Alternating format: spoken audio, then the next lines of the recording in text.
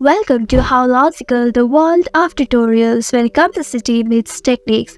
You're watching BIGO Live Series Part 28. In this video, I will show you how to watch BIGO Live in PC. You will have to log in to your BIGO Live application first. All you need to do is open any browser and type www.bigotv.com. Here you will see login button at the right corner. Click on it. It says login by scanning this QR code from your mobile device. Go to the BIGO Lab application in your mobile device. Click on that Me icon below. You will register your profile here. Now click on the settings icon at the top right corner of your mobile screen. Scroll down and you will see Scan QR code option here. Click on it. Click on all of the permissions and scan your laptop's QR code by this scanner.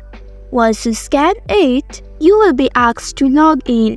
Click on this login option and you will be automatically logged into your account through your PC.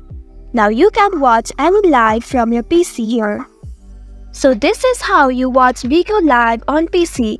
That's all for today's video. Thanks for watching till the end. If you found this video helpful, don't forget to like, share and subscribe the channel. Also hit that bell icon to get notifications for more such helpful tutorials. See you in next video. Stay connected.